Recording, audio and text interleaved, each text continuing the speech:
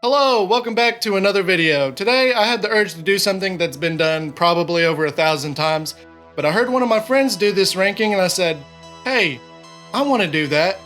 And that is ranking every Ghostface in the Scream franchise. Now if this doesn't give off any spoiler warnings, I don't know what will. We technically have 13 Ghostface killers in the Scream franchise, but I'm not going to count Flash Thompson for this one. I didn't know forgetting Parker with Spider-Man would send him down such a dark path. But hey, at least we have 12 more killers to discuss, so let's go ahead and get right down to it. Coming in at dead last, we have Quinn Bailey from Scream 6. Now, she wasn't that good of a killer, and more importantly, she wasn't that good of a character either. Now, I will give her credit for being the killer in the subway set piece in Scream 6. That was my favorite part of the whole movie, but other than that, I could take it or leave it. She wasn't really that great. She felt bland through the whole movie, and the only reason I felt shocked showing that she was the killer is because I literally thought she died halfway through the movie. Corn syrup. Same stuff they use for pig's blood in Carrie. Yeah, I get it, Billy. Just wait your turn, okay? Next up at number 11, we have Ethan Bailey from Scream 6. I didn't like either of them. I didn't really care for Ethan, the same reason I didn't care about Quinn. He wasn't really that interesting of a character. I will admit, throughout Scream 6, his kills were some of the best kills I've seen in the franchise. He was ruthless.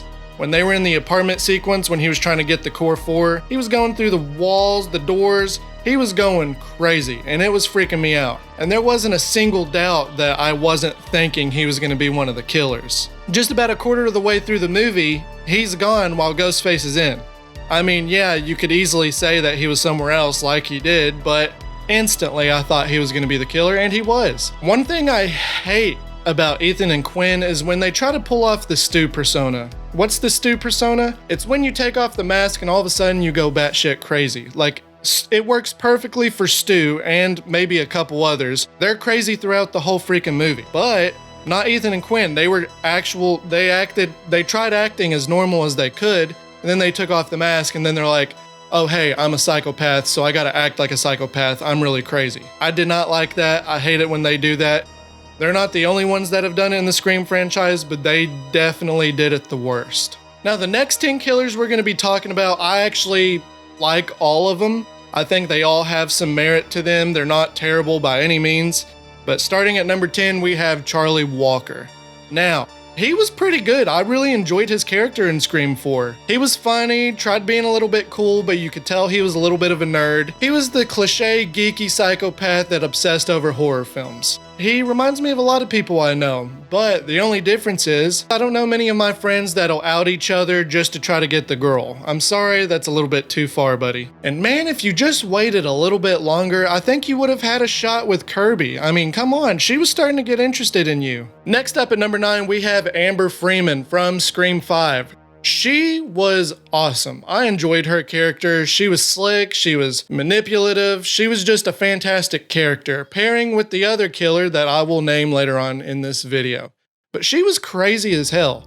There were parts where you were sitting there thinking, you're like, maybe she could be the killer, and she was playing along with it. She's like, yeah, I very well could be the killer, and you just fell for my trick. It was just really good storytelling, and she did a wonderful job, and she was one of those that fit the Stu persona. She was absolutely batshit crazy at the very end, but it worked.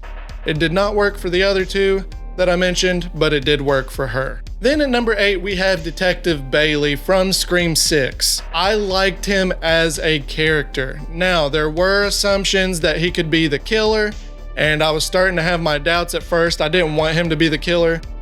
But when he ended up taking off the mask and telling us his motive, I was all in for it. I think that was a good motive to have. I think he was fantastic. The only thing is, I can totally see him losing his mind and trying to act in revenge for his son that was killed by Sam. Now, I don't agree with his coping mechanisms, but without that, we wouldn't have Scream 6. He was a broken man that just went mad, and if it wasn't for him, his 2 idiot kids would have been caught a long time ago. So, good job for being a detective, at least. Next up, we have Billy's mother. No, Mickey, not her. It's you, buddy. I'm sorry. Now, Mickey is the only character that I think perfects the Stu persona. He was just like Stu. He was crazy, nerdy, funny to be around. The only thing that was a problem was he was gone through literally half of the movie. He was there through the first little quarter of it, disappeared until right up the end, and then he takes off the mask and you're like, who are you again? Like, if it wasn't for me just knowing Mickey in general as a character after watching Scream 2 so many times, I wouldn't understand. I'd be like, who the hell's that? This boy just wanted to make the perfect sequel and blamed the movies for why he went crazy, which, is that a good motive? Sure, I guess, but he died before we even got the chance to find out. Now at number 6, we have Billy's mother.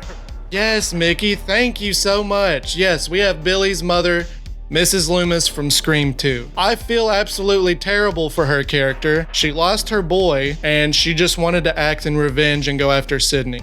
Because she blames Sydney for everything that was going on, and Sydney's mother. It shows just where Billy got his psychopathic impulses from. Plus, I gotta give her credit for being behind the mask during the killing of one of my favorite characters in the whole franchise, and that was Randy Meeks. Man, that was so heartbreaking. It breaks my heart every single time I see it happen. Good for you, Mrs. Loomis, for killing off one of the best legacy characters. But also, screw you, dude. What the hell? Now at number 5, we have Richie Kirsch from Scream 5. I absolutely adored Richie in this movie, and I was heartbroken to know that he was the killer. Now, Scream 5 was a requel, so I should have saw it coming, but I didn't.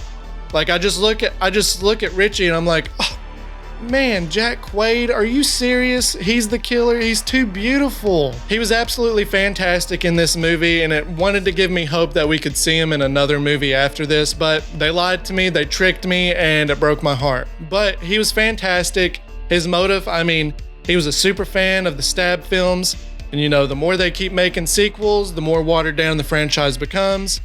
He wanted to give them some original material, and he did a pretty damn good job at it. Number 4 is next, and that is Roman Bridger from Scream 3.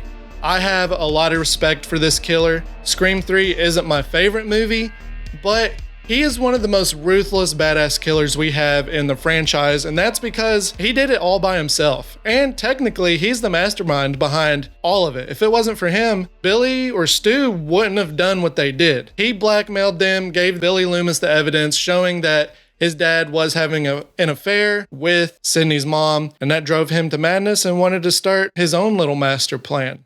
I think that's excellent.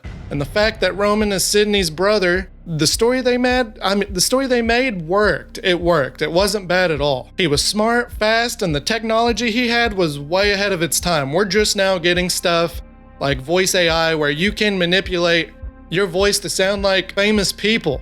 He had that in the power of a little tiny device.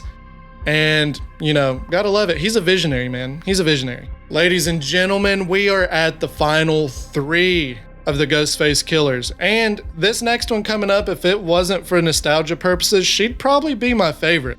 And that is Jill Roberts from Scream 4. I remember seeing this movie in theaters when it first came out, and I was not expecting her to be the killer whatsoever. And I was like, holy shit. Sydney's niece, or is it Sydney's cousin? Sydney's cousin, my bad. And it just blew my mind. She had this all planned out. She wanted to be famous, and she said, you gotta do fucked up shit to do it. And she did it. She was this close, people, this close to pulling it off. You just can't kick Sydney down. She literally went as far as beating the shit out of herself to look the part of a victim, and it was absolutely crazy. Not crazy in a Stu way, but crazy in holy shit, this girl's beating the shit out of herself. It was absolutely awesome. Next up at number 2, we have Billy Loomis, the mastermind behind the original Scream. I love Billy Loomis. I love his little greasy hair. I love his white t-shirt and boots. Now, I don't know how people imagined him to be, I don't know if they assumed he was going to be the killer, because when I first saw the movie, I assumed he was going to be the killer. He just gives me the killer vibes. Let me know if you saw this movie back in 1996, and if you thought he was going to be the killer, I'd really like to know. Leave a comment down below if that's what you thought. But when he reveals the actual motive why he's doing all this sick shit to Sydney, it truly breaks my heart. He is just a lost, broken-hearted little boy who lost his mother because his dad and his girlfriend's mom had an affair. That is heartbreaking. It really is. It's tragic. I wouldn't do what he did, but we all go a little mad sometimes. I mean, really, if you want to go ahead and get right down to it, Sydney's mom was the reason behind all of this. If she wasn't hoeing around, no one would be dead. Ghostface wouldn't even be a thing. So shame on her. I'm kidding, guys. I'm kidding. Everybody hoes around sometimes. It's fine. Now, I hope we all know that I was going to choose this. I'm sure most of us choose this as their favorite Ghostface killer, and that is Stu Macher from the original Scream. Matthew Lillard truly made this character blossom. He was fantastic through the whole movie. From the first time you saw him up to the end when the TV smashes on his face, he was perfect. He was hilarious. He was fun to be around. You could be close to him. Like, I wouldn't have expected him to be the killer. Not at all. He's just a goofball. And in reality, you know, if it wasn't for Billy blackmailing him, peer pressuring him, or just saying, hey bub, I need your help. Do you want to help me kill these people? Sure, yeah, I'll do that because I secretly have a crush on you and I want to make you happy because you're my friend, Billy. Honestly, that's what I think happened. I think Stu had a little crush on Billy and he would have done anything for his pals. He's a psychopath. I loved everything about it. I loved the jokes. I loved the quirks. He was just perfect. He's the perfect killer. And I'm gonna be so upset if they don't bring him back in Scream 7. And that's my ranking for the Ghostface killers in Scream, but that's not really what's important about these rankings. What's really important is what your ranking is. So please list your ranking of the Ghostface killers down in the comments below. I will read every single one of them. To my power, at least, I'm gonna try to read every single one of them. If you haven't already, please leave a like and subscribe to the channel. It does help your boy out so much, and you won't miss out on any of the other future horror content in the future. So, until next time, take it easy, bubs.